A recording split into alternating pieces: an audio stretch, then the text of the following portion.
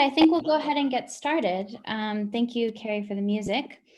Hi, everyone. I'm Jacqueline. I'm here representing Composer, hosting our webinar today on unpacking identity. Thank you so much for all of you who've joined us. If you're just coming in, if you'd like to drop your name and where you're calling in from into the chat, and then I will hand it over to one of our panelists, Thara Brown, to lead us in acknowledgement of country.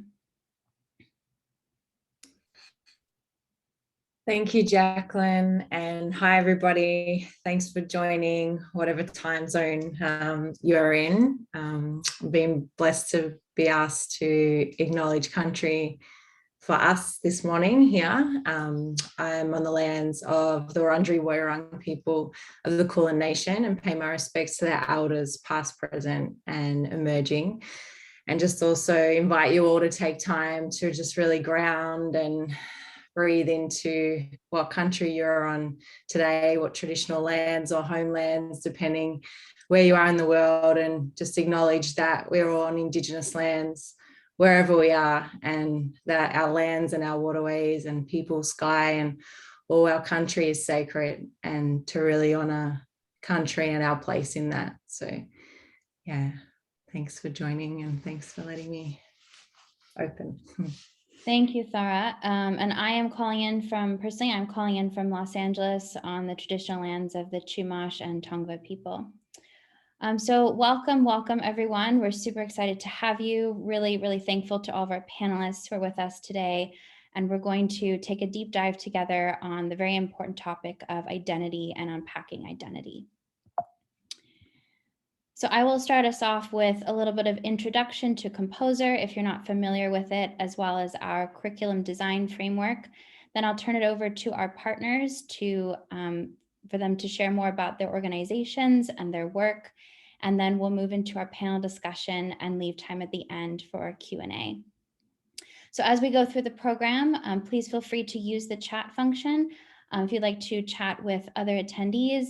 And if you have questions that you would like our panelists to answer at the end of the program, please feel free to drop them in the Q&A and we will get to them at the end. So I'd like to start by introducing our panelists. If you could just give a little wave first, just to put a name to a face. So we have Thara Brown from Culture is Life, Education Advocacy Manager. We have Dean Delia, the Director of Young People from Prince's Trust Australia. We have Indy Ekanayaka, Partner in School Design from Transcend, as well as Kepta St. Julian, also Partner in School Design from Transcend. So thank you all so much for joining us and can't wait to hear from you shortly. So for those of you who are not familiar with Composer, Composer is a global marketplace for educators to access and design high-impact curriculum in citizenship education. It's a free digital platform, and you can find us online. So what do we mean by citizenship education?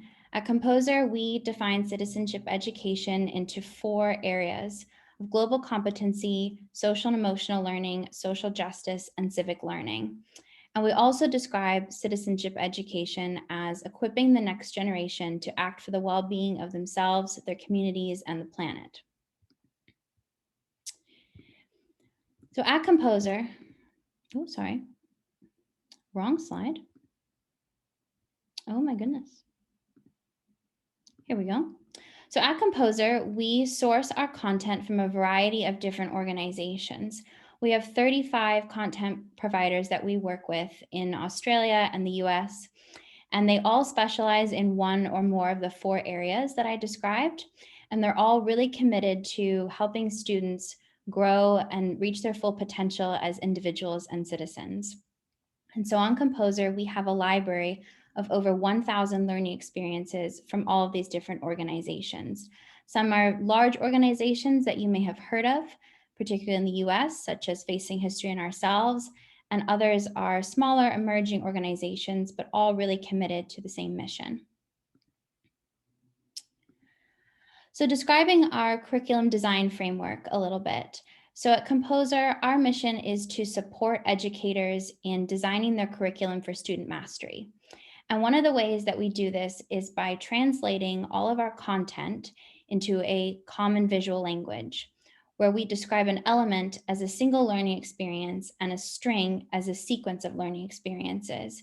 You can also think of a string as a learning journey or a unit or curricula, and it incorporates 3 types of elements. These 3 types of elements describe the 3 different parts of a learning journey. So the parts of a learning journey that a student would experience as they go through a longer learning journey or a unit. And these 3 different types of experiences are described on Composer, represented by 3 different shapes: a triangle, a square, and a circle. So the first element type, a peak experience, is an experience where students are introduced to new knowledge, and the experience will demonstrate to them the value of the new knowledge and provide motivation for them to want to learn more. They may have an aha moment or paradigm shift, and they're really interested in that topic, want to learn more about the topic. They're very immersive experiences, and some examples include workshops, museum visits, and powerful films. The next element type are repeated practices.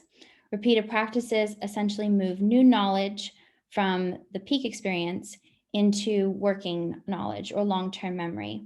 And there are chances for students to practice a new topic or skill over and over and increase in complexity and difficulty as they go along. They're usually in the classroom and consist of your typical classroom exercises, lessons, and activities. And finally, real-world applications. So real-world applications are opportunities for students to apply what they've learned in the classroom to outside of the classroom. So they're a culmination of effective practice, and they're the most challenging of the 3 learning experiences, or the 3 element types. They're usually very action-based, and some examples include community projects, service learning projects, and campaigns. So we combine these 3 element types on Composer to create a string. So a string will have at least one of each of the 3 types of elements, and together they make a holistic learning journey for a student that can become really impactful and help the learning to stick. So here are some tips for creating strings on Composer. You can draft the learning outcomes first to frame the sequencing and focus goals. Start with a peak experience to introduce the new knowledge, and then have practice elements in the middle that increase in complexity and difficulty, and then end with a real world application to allow students to put their new skills into practice. So if you're wondering, how am I going to remember all of these details and the sequencing? You don't have to. On Composer, we have a very interactive Create Studio where you can find and search for content from our 35 content providers in a variety of topics and themes, and sequence them together in our Create Studio, where you'll be guided by little prompts and tips as you go, as well as the string strength meter, which you see here on the right-hand side. And this experience in the Create Studio helps educators to create the most impactful learning journeys for their students and ensure that they create mastery, create a learning journey that will lead to mastery and help students have the new knowledge stick. So now I will hand it over to our partners now that we've learned a little bit more about Composer. And first up is Thara from Culture is Life. Thanks, Jacqueline. Hi, everyone. My name is Thara Brown. I'm a proud Bangarang woman of the Yorta Yorta Nations here in Victoria, Australia. And I am the Education Advocacy Manager at Culture is Life. We're an Aboriginal-led not-for-profit, and just acknowledging our CEO, Belinda Duarte, who's also on the call, who has done an incredible job building this organisation to what it is. Our vision is that all Aboriginal and Torres Strait Islander young people are proud custodians of the oldest culture on the earth, which is what we are, which is pretty amazing, the oldest continuing living culture, with opportunities to connect and contribute and thrive. And our purpose is also for all people to deepen their connection to culture, country, and community, and contribute to global knowledge and positively impact the health and well-being of all future generations. So it's natural in that we are in the education space as well as backing Aboriginal-led programs in community, building awareness around public debates and attitudes and behaviours through campaigning, and also evidence intermediary, that I can never say that word, gathering evidence and developing resources is really important to support our cultural well-being and safety. So in the education space here, historically, Aboriginal and Torres Strait Islander people haven't been a part of our education system in terms of how our curriculum is structured and how the colonial system is in general. So it's really important that our young people see themselves, and that goes for all minority groups as well, which is really important on what this conversation is about today and this whole webinar with cultural identity. We need to be seen and heard, and belonging is really important. So all our education resources are co-designed, First Nations led, research-based and collaborative. And we have one of our major projects, which is a documentary called The Australian Dream, and the resources are sitting on Composer. So that looks through themes of like cultural identity and racism, resilience, history and truth, and reconciliation. So that's a little bit about our work, but back some incredible programs and do some campaigns, and I can drop some links in the chat to check us out a little bit more. Thank you. Thank you so much, Sarah. Really appreciate it, and all the work that you all do at Cultures Life. And next up, we have Prince's Trust Australia. Thanks, Jacqueline. Great to be here. Thanks for having me this morning. As Jacqueline said, my name is Dean D'Elia. I am the Director for Young People at Prince's Trust Australia, and I'm dialing in this morning from Wurundjeri land. And I'd like to pay my respects to the Wurundjeri people of the Kulin Nation, and respect to their leaders past, present, and definitely emerging, considering that's who we're talking about today. A little bit of background to Prince's Trust. So Prince's Trust has been around for over 45 years. It was started by our president, His Royal Highness the Prince of Wales. At the time in the UK, it was the sort of Thatcher government and period. Mass youth unemployment, particularly for those who are from disadvantaged communities. And we started to see all of the challenges that come along with that. So Prince's Trust in its origin was really about helping young people who are marginalised from vulnerable communities to re-engage in community through education and employment. And largely we've grown from that point. Prince's Trust Australia is part of a global network of Prince's Trust charities. And specifically here in Australia, we kind of are a little bit unique in the sense that we have three key areas that we focus in on. One of our pillars is defence members and their families. So we support veterans and their families who are thinking about or have left service and are thinking about self-employment. We have a sustainable communities portfolio where we really do advocacy, education and training around the built environment in particular, and helping people to understand the impacts of unsustainable building practices. And of course, we work with young people, which is, I guess, really tied to our history, and that's what we'll be talking about today. In Australia, our focus has, particularly for the last 3 years, has really been about amplifying youth voice, but also helping young people to navigate their way through the future of work.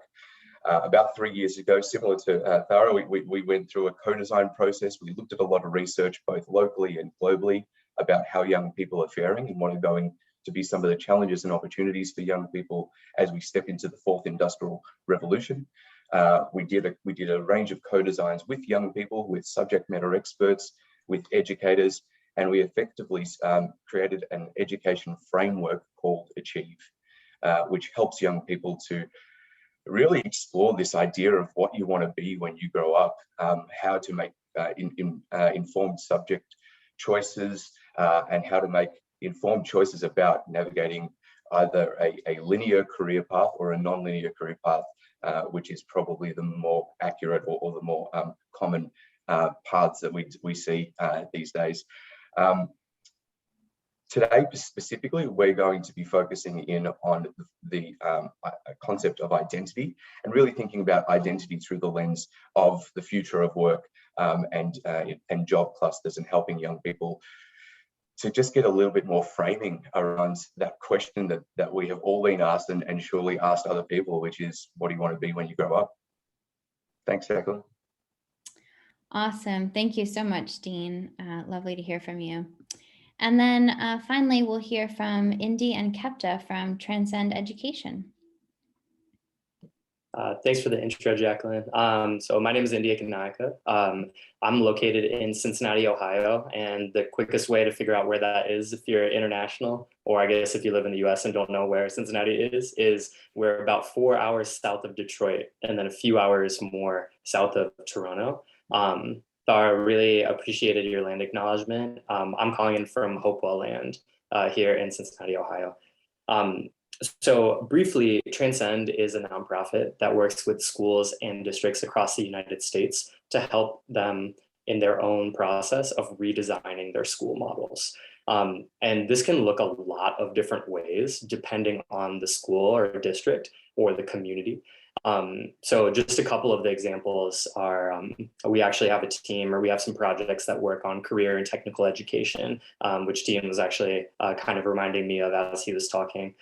There's another group who actually works on increasing liberatory practices in schools, things like student engagement, all the way to actual math curricula. And a big body of work at Transcend is actually what my colleague Kepta and I get to work on. So I'm gonna pass it to Kepta now and have her tell you some of the story of the whole child model and the work that we do.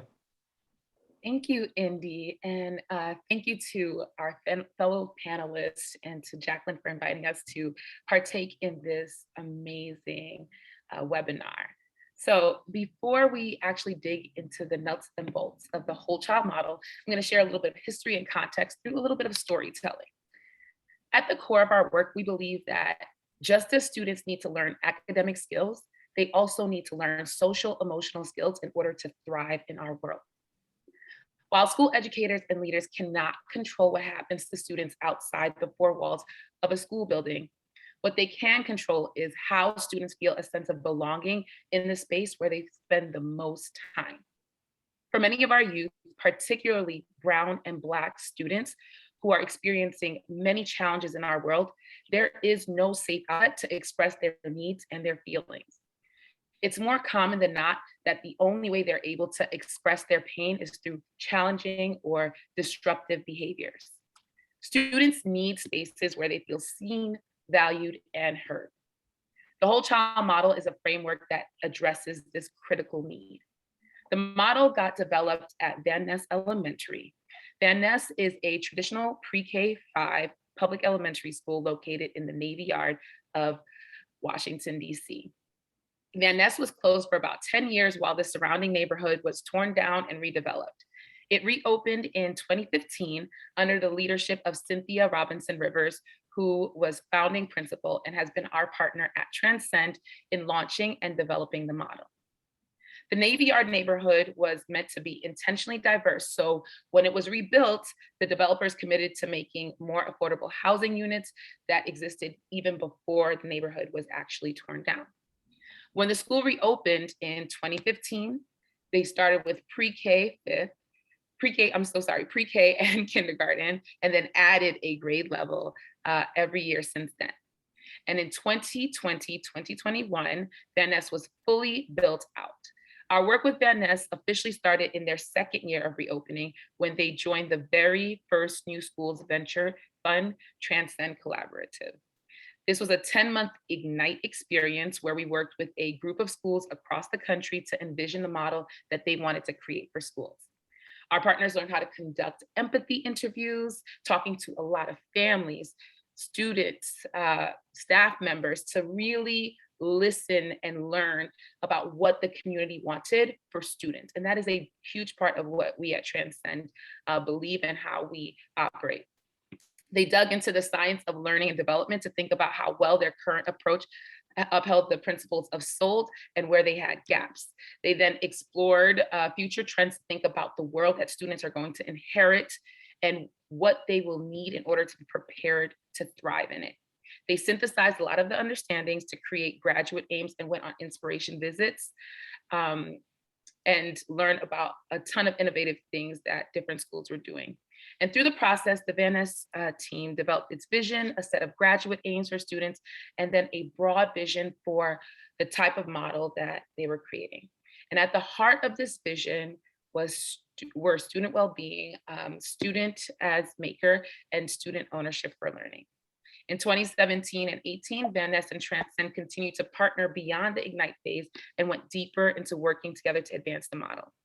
One of the things that we did go deeper on that year were language and tone, refining and defining what those practices were. And so in the spring of 2019, we formally launched the Whole Child Collaborative, partnering up with 5 schools across DCPS and worked with them until spring and summer. And currently, we are working with a new cohort in an Ignite phase in hopes of continuing to spread the model across DC.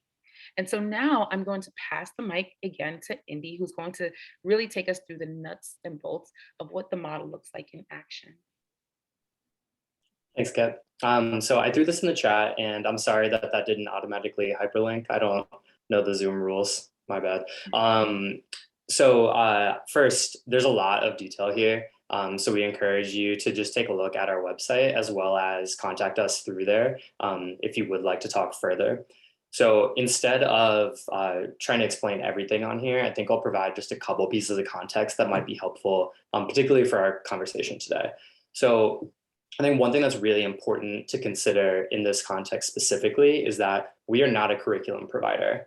So you do not engage with Transcend in order to get the empathy 101 lesson for students or for adults. Instead, what we actually have are a series of structures and methods for building that classroom and that school environment that Kepta discussed that really centers student and adult well-being and positive mental health at the core of the school experience. I think in addition to those structures and methods, the big thing that the Whole Child model really does is help foster the conditions for those structures and methods to be successful. Right. So we know you could have a conversation that is really positive, really intentional, and feels really transformative. And if it's not within a larger structure that supports all of those outcomes, then it's just one small moment in time. So instead, a lot of what we're trying to do is build a more continuous experience that creates lasting long-term impact and change.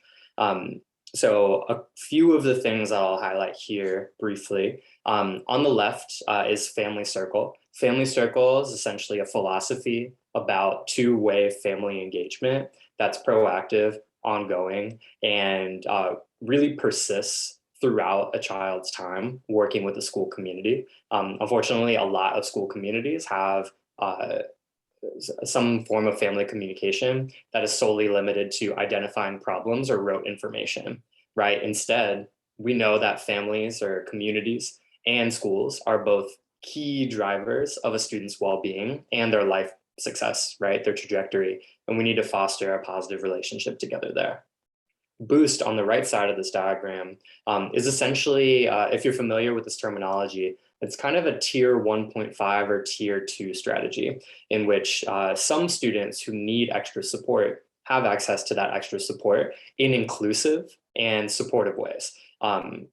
Again, a lot of times when students are not, I suppose, abiding by the norms of a classroom, unfortunately, in the United States and Australia, I know in particular, there's a lot of exclusionary disciplinary practices, right? So essentially the punishment for a student not meeting the norms of a classroom is to remove them from a classroom and be penitent or something, and then come back and hopefully they figured it out. We know realistically, number one, that's not a good learning strategy. And number two, this disproportionately disadvantages certain students in our countries, right?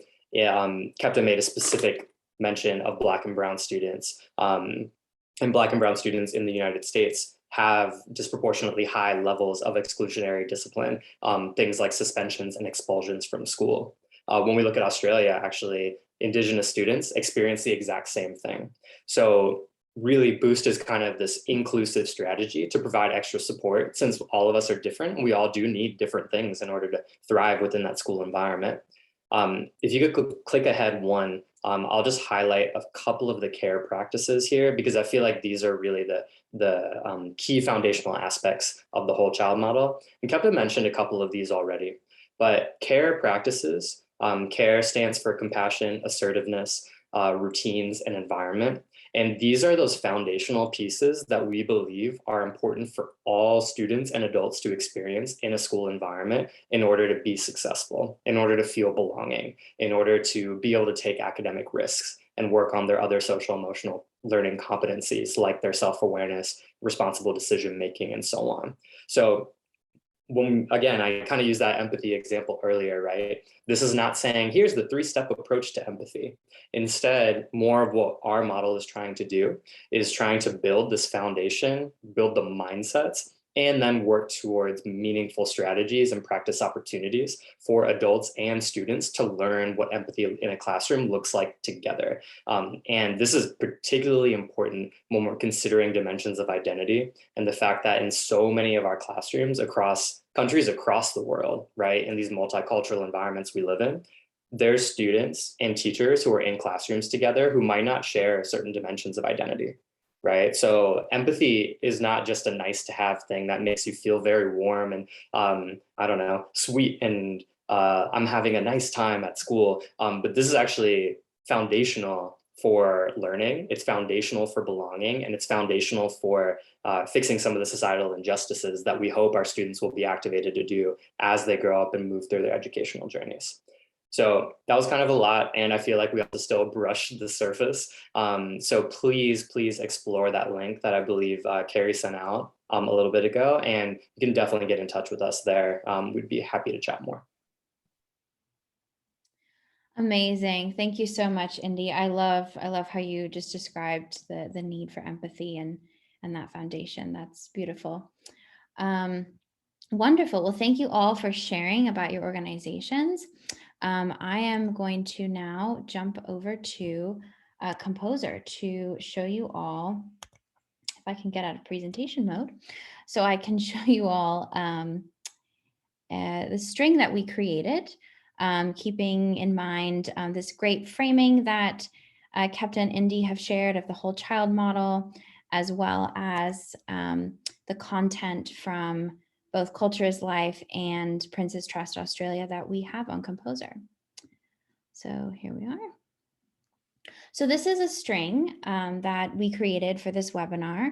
And this is, on the Composer platform using the Composer curriculum design framework, just to be illustrative on how one can build curriculum on a particular theme, such as unpacking identity, and piece together content from a variety of different organizations, focusing on different areas of a theme, and put together something really holistic and really impactful for students.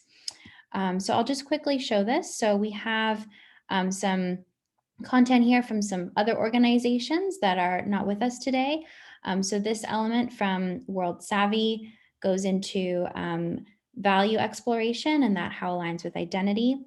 Then here are some elements from Culture is Life that Thara spoke to, the Australia Dream film screening, which is a really powerful peak experience, telling the story of Adam Goodes, who's an NFL player in Australia, and his experience with race, identity, and belonging. And then this is a deep dive into cultural identity, building off of that peak experience that students will have gone through, and shifting the focus to drawing connections between his narrative, his story, and their own lives, and also examples in history.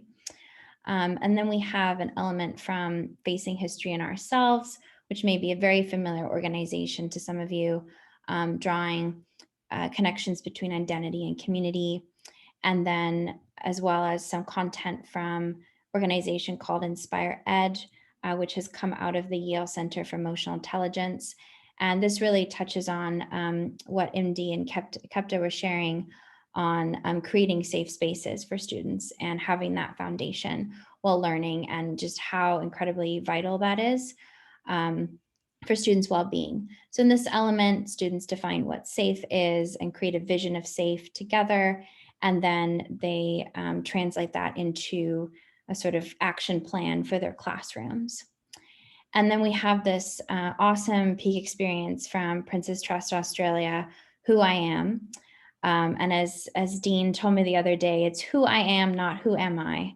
It's the affirmative, not the question, which is really lovely framing for this really in-depth and impactful exploration for students to look at their purpose and self-reflection on career and the future of work and what that means, and the connection between all of that and their identity, and how to fit those together and reconcile all of that.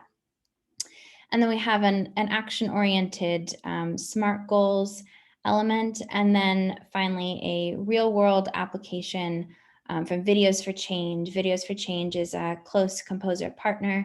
They have a program where students create a 1-minute video on a social issue that they're passionate about.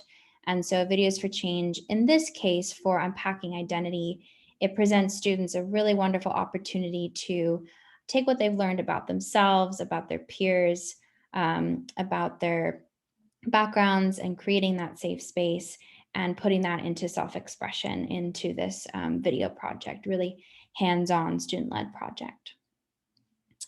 So with that, I will of course share this string after. So this is available on Composer, and you can of course build your own, but this has been built and created for you all to explore this topic more with your students, and also the curriculum from Cultures Life and Prince's Trust. So with that, we will move into our panel discussion. The best part. Alrighty, so a first question for you all, and feel free to jump in whatever order you feel, is why is addressing identity with students important? And what are the benefits of unpacking the levels of identity for students? And that's open to interpretation. Levels of identity could be cultural, national, individual, but however you want to define that.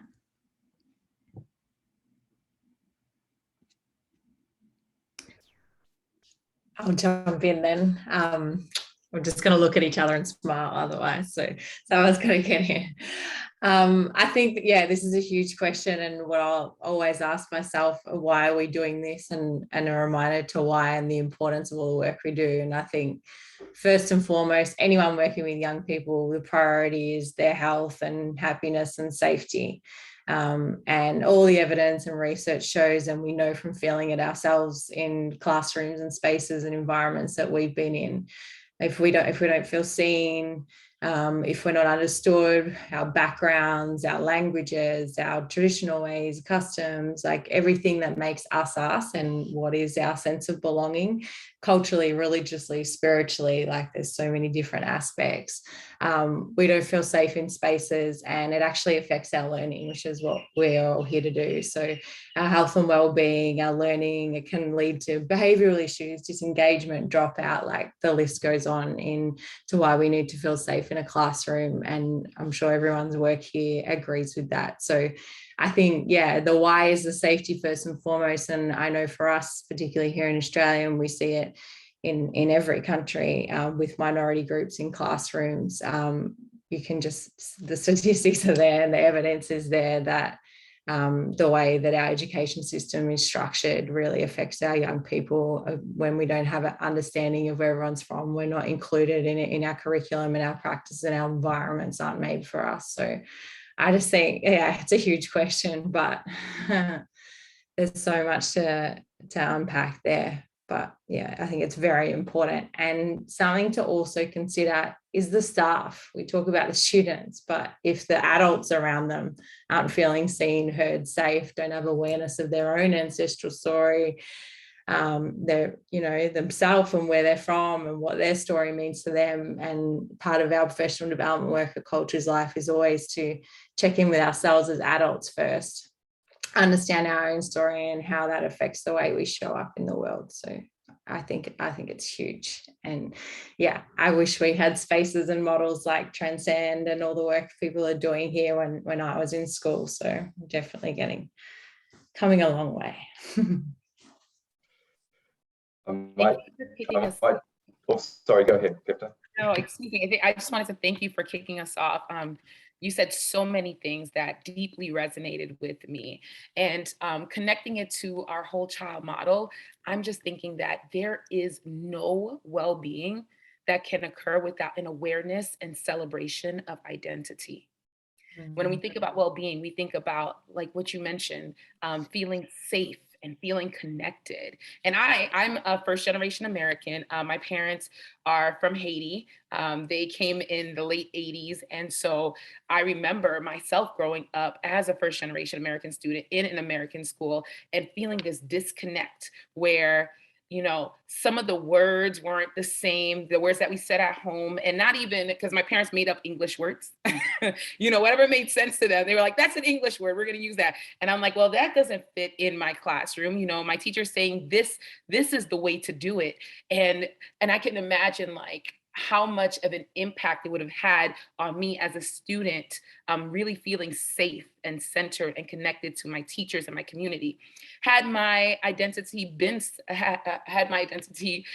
celebrated in my classroom with my peers. And when I think about the model, some of the ways that we approach the celebration of identity that affirms well-being is we do home visits. Teachers come in the summer before they invite families to invite them into their homes or meet in a separate space and start to form that relationship and really get to know their students. And it's an opportunity for students also to know their teachers. We also have classroom environment. If you walk into one of our Whole Child Collaborative classrooms in DC, you'll find that there are pictures of students at home with their families around the classroom. And so it really is like a connection and infusion of both class and home. And so there's no disconnect. Kids feel safe, they feel invited, they feel as if they matter. So thank you again for kicking us off. I appreciate it. I might jump in from there. Thank you, Kefta and Thara for kicking us off. Yeah, it's such a huge question, and there's so many moving parts and so many different angles that we can come in at. I might talk about it through the lens identity through the lens of young people trying to make career decisions, because that is the base of what we do through our Achieve framework. And I think it's worth noting that even though we are all working to kind of update or break the education system and remake it in some way, shapes or form. We are still working it through a system that was designed for the first industrial revolution. And we are in the fourth industrial revolution. And if education is set up to create, or originally was set up to create workers in a paradigm and in a world that no longer exists, then how do we think about that framing of identity and setting young people up for living a life of passion and purpose? So I think that's something that's really interesting, and thinking about it also through the lens, my personal lens as well, of being a first generation Australian, speaking to a lot of first generation students. There is a very limited understanding of what the options are that are available. If I even speak to a lot of friends, and we've had a lot of panelists come on through one of our flagship events, Achieve Fest, where we sort of explore a lot of these things, where panelists have said, you know, my choices were to be an engineer or a doctor or a failure. For a lot of people in the area that I grew up, which was quite blue collar, working class, it was the family business, a trade, or the sort of aspirational going to university, but there wasn't really much depth behind that. And of course, you can't be what you can't see. So a lot of what we talk about is actually stripping out that question of what do you want to be when you grow up?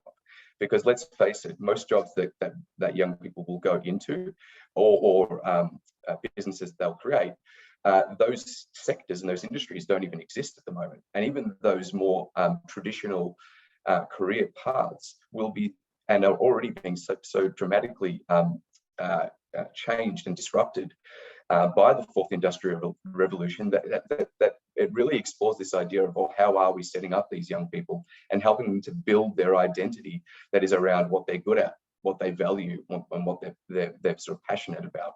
So that's basically what we do through our Achieve framework, and particularly through the first component, as Jacqueline said, which is called Who I Am Intentionally. It's a declaration, and it's a way for young people to start to unpack actually what they do care about, where their strengths lie, where their skills lie. We particularly look at it through those lenses, or through a research lens, and look at different identities through sort of job cluster archetypes. And we also help young people to understand the importance of developing what we call enterprise skills, so that regardless of which path or paths, and non-linear or linear paths that they take as they create a life of passion and purpose, that they have these underlying skills that research tells us is going to be so important for the future of work. And ironically, the things that we've already spoken about in such detail, things like, you know, custodianship and citizenship, and empathy, and you know, critical thinking and teamwork. So, but the base, the actual starting point, has to be getting a sense of who you are, what you stand for, and what you're passionate about. I think I just throw in one thing really quickly, maybe two things. The first is this notion of thinking a little bit differently about our identities is so interesting to me. In a conversation today, actually told somebody I have a job that I didn't know existed even a few years ago, right? Not even necessarily when I was a child, right? And when I got to a point where other people were having a conversation that was more rooted in me and what I was good at and what I cared about, versus here are a couple of these very, very traditional archetypes that even kind of are accompanied by a person that looks a certain way, that was groundbreaking for me. And I'm an adult, right? So being able to access those conversations as a child, I think would have really changed my life in a lot of ways. I think the other thing I'll throw on briefly, and I feel like we've talked about the equity implications of this quite a bit. You know, this question of what are the benefits of unpacking the levels of identity for students is really, really interesting to me, because I think that the way that our systems are set up in these antiquated formats built for truly another world, there are certain students who are able to fully be themselves at school. And then there's students, I mean, Kepta, to your example, I feel like I have similar child of immigrant types of stories where there was a school version of me and a home version of me and a different activity version of me and a temple version of me, et cetera, et cetera. And the cognitive load it takes as a young person to navigate the rules of behaving in all these different places, it's so hard, right? It's so hard, and it gets in the way of being able to do so many things, including building a sense of self-efficacy and this awareness, or kind of this visualization that you can do truly anything you want to do, right? So when I think about this conversation, I think a lot about the risks of not unpacking identity, and the fact that some students always will be able to, based on different aspects of their identity and their relationships with their teachers. But so many doors or so many opportunities, even for just self-actualization, are cut off if you're not actively engaging with that conversation. And so much of that is when things like cultural bias and stereotype threat, when that really gets into the conversation. So I think the sooner you can do this with young people, right?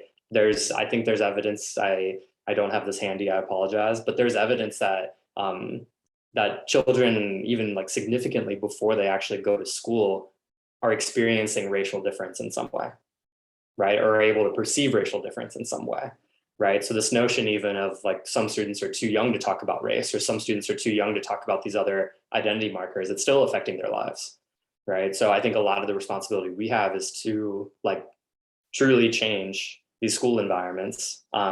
Dean, I think you said something to the effect of break them and rebuild them. I really like that spirit. I think so much of what we're just trying to do is change what that fundamental expectation is for students and families and communities when they are engaging with the school system. So it's really heartening to be with other people who are working at this problem, working at this situation from their different areas of expertise.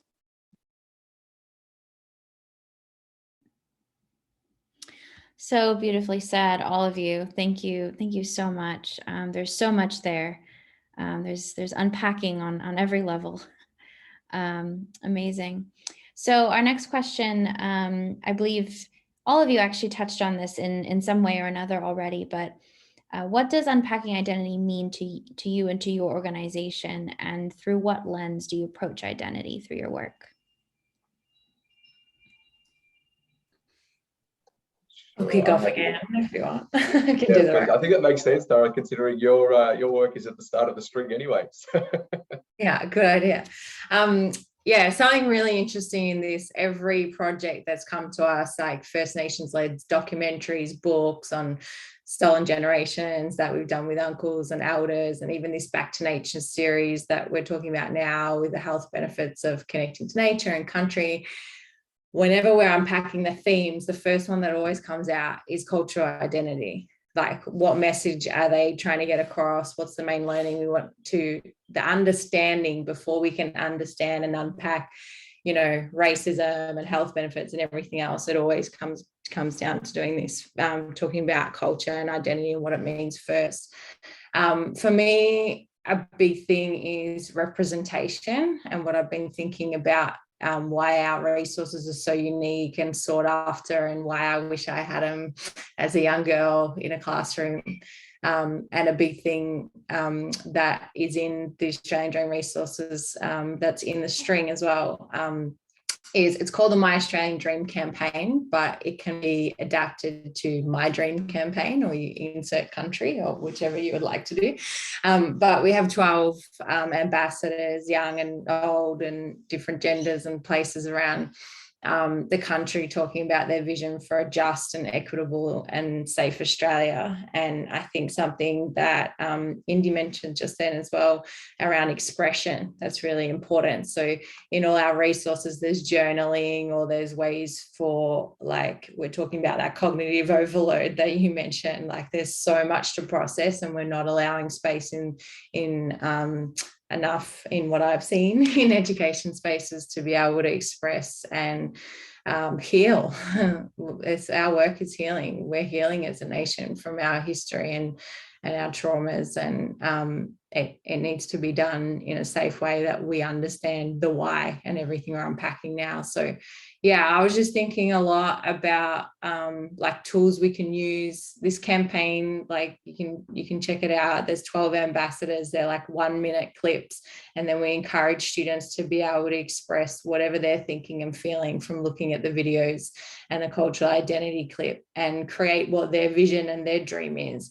And I just can't wait to see, like, so many little people in classrooms sharing those videos, and the Videos for Change is awesome. And we have our own page in that, and I can't wait to get out of lockdown and into classrooms and do this for real. But yeah, just that, yeah, representation piece and that safe expression and environment, it's so crucial. Like, no way would I have been able to, like, I'm learning my own language now from our own history of dispossession, but I wouldn't have felt comfortable getting up in a classroom and speaking it. Or I dance now and do our traditional dances, and there's no way in the environments I was in that I was young that I would have got up and done that or even spoke about it. So yeah,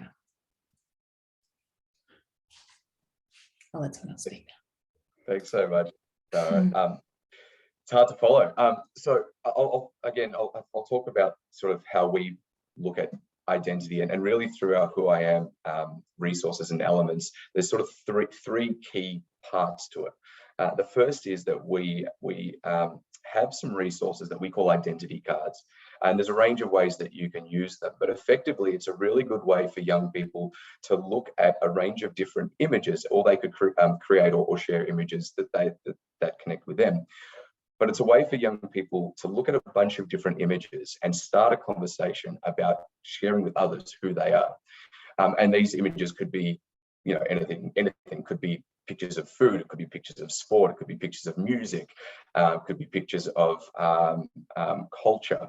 And it's a way for them to start to unpack those concepts that I mentioned earlier.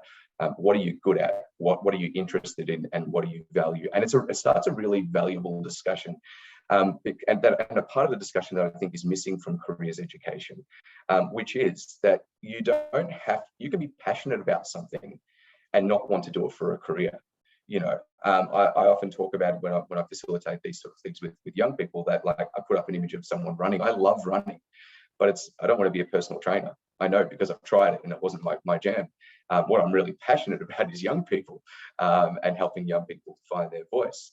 But music and sport and fitness are a really big part of my identity. So what we've seen with young people, even just that activity in itself starts to break down those barriers, and helps young people to form a sense of self, but also a sense of what brings them joy, what brings them zen, and what's something that they might be their passion that they just can't live without, or that they stand for.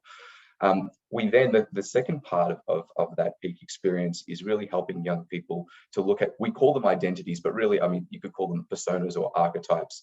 But we have a range of statements and descriptors that we use, and they're things, and these are all mapped against job cluster research. So there's an identity called, say, the carer, and it's really for those who are passionate about people or animals. It could be the informer, so someone who's really the first person to sort of share a new concept or a new app or a new whatever with someone. You could be the hill climber, who's someone who's like deeply connected to nature and wants to spend time in that. So we do some activities that help young people to also think about identity through that lens. And it's interesting that they start to realize that no one is one thing, that there are some things that you absolutely connect with, and there are some things that you pull away from, and some things that sort of sit in the middle. And that as they look around other students in their class, they realize that everyone is completely different, and that there are strengths that we can draw from. And then the final piece of, I guess, the way that we look at identity is to help young people to understand that, okay, we're all different. We all have different passions and purposes, and we'll all take different career paths, but there are some fundamental underpinning skills that are transferable and that will be needed across every industry, or whether you move into self-employment or whatever it might be. And they're almost like your cheat codes. And if you can develop these things along with an understanding of identity, you're generally going to be setting yourself up for the future of work. So that's the way that we unpack identity. And then we have a range of other components that sit within our Achieve framework that map absolutely perfectly to the mastery model, and really start to look at repeated practice and real world application. But it really starts with helping young people to understand and declare who they are.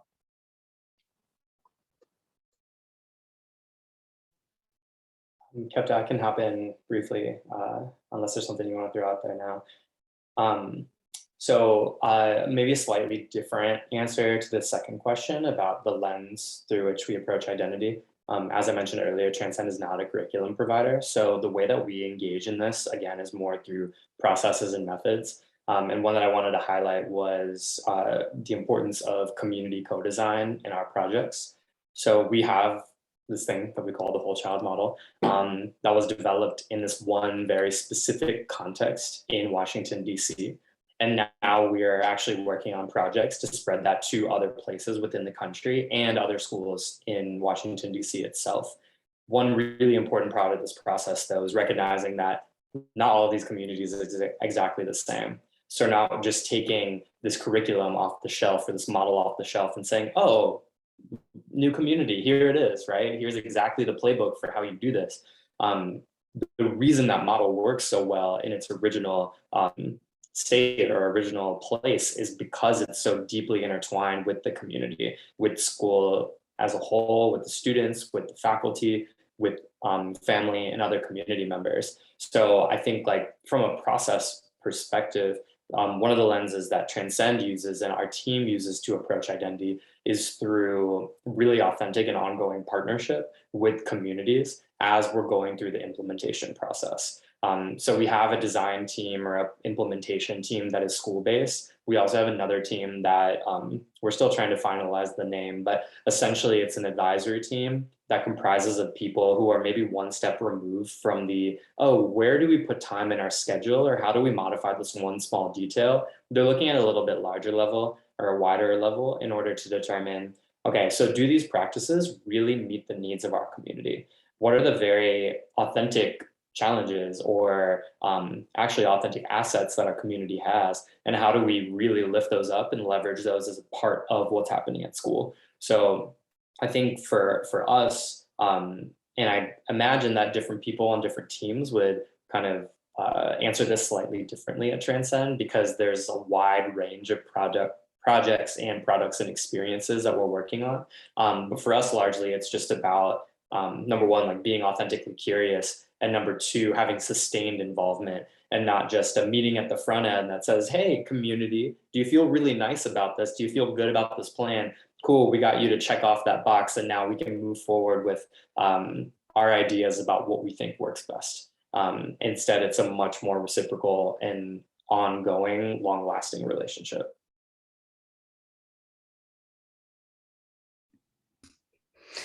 I was just going to say, I think that sustainability piece is really important, and that, you know, whatever projects we're backing or whatever we're doing in community, that, you know, we're developing cultural entrepreneurs and people that, you know, have the vision and the tools to be able to keep things going. And part of our work with young people in our cultural programs, like elders are obviously our cultural guidance and who we look up to, and who leads and shares a lot of our knowledge, but developing our young people to be able to share that. So if we talk about education settings, it's just a reflection of society in another setting, really. But when we have them out in community, we're going to have them in our schools, and we're all going to be better for it, for every cultural group. So I think that's really exciting, that, yeah, to build our young ones up to be able to share what our elders are doing.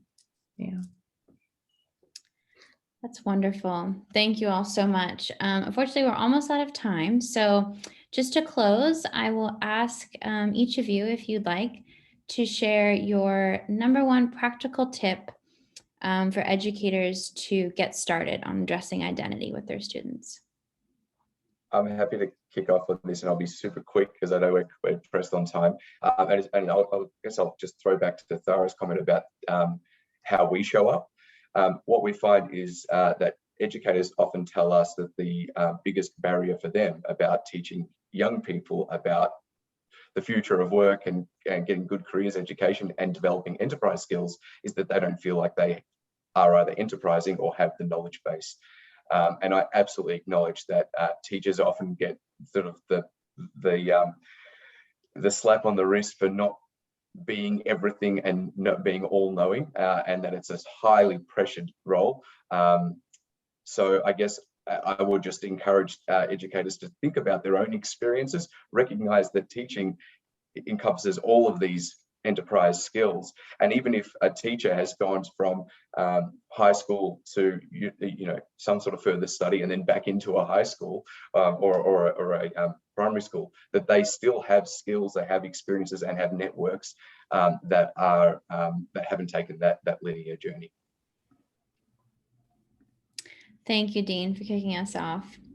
Anyone else have one top tip for closing? Yeah, I just want to enter into this space, how crucial, how fundamental it is that teachers really just be their authentic best selves. Kids can read through the nonsense immediately. They know when you're not bringing your true self. They know when you're pretending to be someone that you're not, and you're not going to be effective, right? I remember my first year teaching where I was like, well, I have to be the teacher that does not smile till June, because if I'm not, and I'm not like that, right? Like naturally, I just like to smile and I bring out joy. And very quickly I realized, well, I'm not going to connect with my kids if I'm not being who I am naturally. So my number one tip to any and every single teacher is to bring your true authentic self into the space. Kids will respect that, they will value that, and they will feel the need and the desire for them to bring their authentic selves as well into the space. Wonderful. Thank you so much, Kepta. That's a really, really lovely note to end on. So we're unfortunately out of time. Thank you so much to all of you for your time, for sharing your stories, your work with us. Thankful for what you do.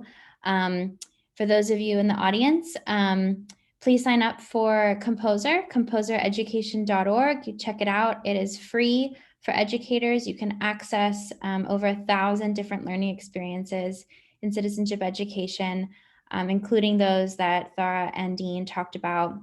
I will also share this with you all in an email, as well as the string that you can check out, and also the whole child model resources and website. And with that, unless there are any last burning questions, we will end there. Thank you all so much for joining us today. Really, really fantastic conversation, and I'm sure we could talk about this all day. Thank you.